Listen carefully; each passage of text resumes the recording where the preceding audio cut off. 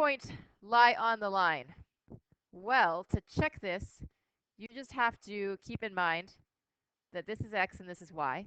So you can plug in for x and y. So let's just do that. 3 times 8 minus 5.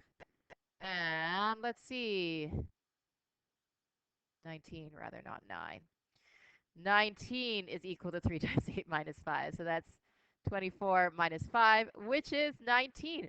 If you plug in and the left side equals the right side, then the point does lie on the line. And if it doesn't, then no. In order to find the equation of the line that connects 2 points, first we have to find the slope. So here's x1, y1, x2, y2. So the slope is going to be y2 minus y1 over x2 minus x1. So we're getting 20 over 28. And that simplifies to 5 over 7. So we do know the slope. It's 5 over 7. In order to be able to write the equation of a line, we have y equals mx plus b. So we don't know what b is, but we know what m is. So we can start to fill that in. We can say that y is equal to 5 over 7x plus b. Okay, it's a 7. But then to find b, we need additional information. Luckily, what we can do is we can plug in x and y because we have 2 points. It doesn't matter which point you use, but pro tip, pick the easier one. If you see a 0, use that point. It's going to make your life a bit easier. Okay, so we'll plug in for 0 for y and 14 for x. So 5 over 7 times 14 plus b. And if you do that, you're going to get 0 is equal to 10 plus b. And then b is equal to negative 10. So you feel very triumphant, but that is not your final answer. The final answer was they asked you for the equation, so you have to plug everything in at the very end. 5 over 7 x minus 10. There is the equation of the line. So you had to do a lot of work. You had to just figure out the slope, and then you had to substitute back in order to find your y-intercept. So this is another example. You just have to be careful that you actually label everything. If you don't label everything, then you may plug in the wrong values. So we're doing y2 minus y1, negative 6 minus negative 8 over x2 minus x1. It's those double negatives you really have to be careful of. So 4 plus 4. So we're looking at 2 over 8, which is 1/4. It is a positive 1/4, not a negative 1/4. And then we are looking at our y equals mx plus b. And we're going to say, well, this is 1/4. We know what that is. It doesn't really matter which of these 2 points you choose. I guess I don't really like the negatives, so I'll choose this one here.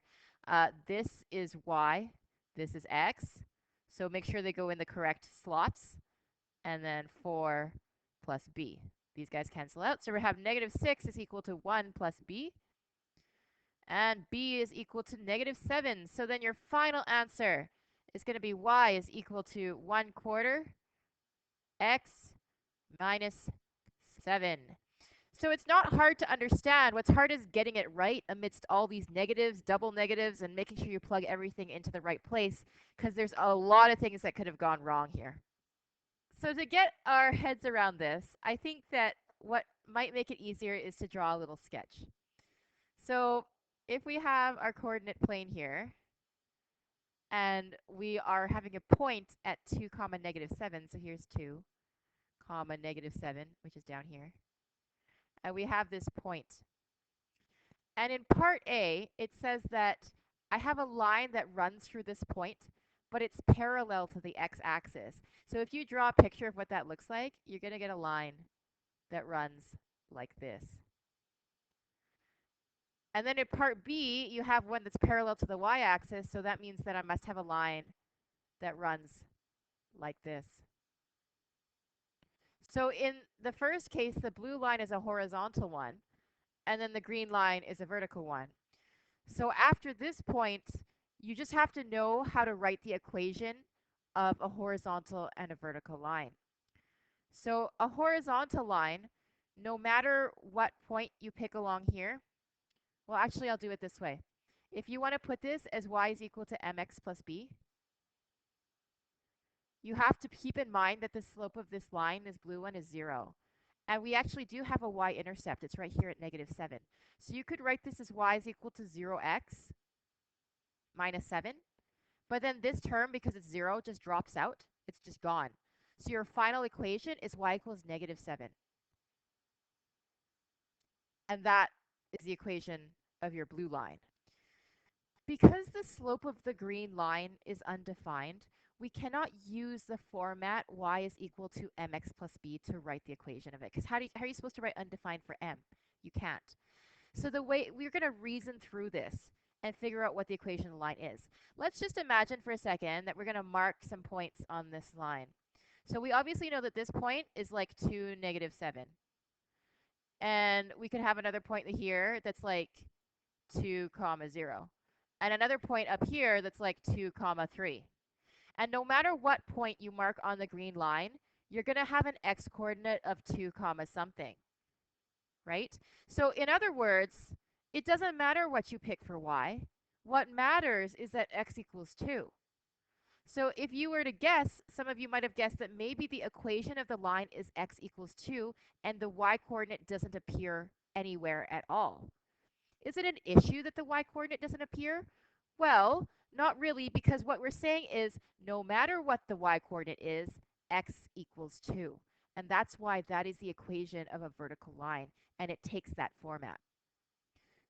This question says, determine the equation of a line that runs through a particular point and is perpendicular to a different line. So I'm just going to draw a schematic here to get an idea of what we're looking at. So we're thinking of a line that runs through the point 2, -7. Here's the point 2, -7. And it is perpendicular to this line here, 2x minus 3. So here's -3, which is the y-intercept, and I'm going to just sketch this line. And if you did your lessons before, you're going to know that you can like count like this to try and sketch that line. So it is a line with a fairly steep slope. I don't care about exactly what it is. But the equation that we're looking after, I'm looking for an equation that looks like this. And it's a line that runs through this point, but it is perpendicular to this line. I am looking for the equation of this blue line right here. Okay? So I fully understand that 2, -7 does not lie on the red line. I totally get that. Okay? But that's irrelevant in this case. The important thing is that it does lie on the blue line. That's what it tells us. And we are looking for the equation of the blue line. So almost always the first thing you need to look for if you're looking for the equation of a line is you need to figure out the slope of this blue line. Is it the same as the slope of the red line? Well, no, it's perpendicular to. So you have to understand, first of all, what does perpendicular to mean? It means that it has the negative reciprocal of this slope. If the red slope is 2, then the blue slope is -1/2. That is our m and our first clue to getting towards our equation of a line. So here's what we have so far. The next step is we need to find b. Otherwise, it's not a full equation of a line. We can plug in the point that we know is on the blue line. It's here, -7 and 2. So we'll plug that in. -1/2 times 2 plus b. And we are getting -7 is equal to -1 plus b. So I will add 1 to both sides. And I'm finding that 6, or -6, is equal to b. Is that our final answer? No, our final answer was an equation. Determine this equation. So I have to write this. Y is equal to -1/2 x minus 6. That is my final answer.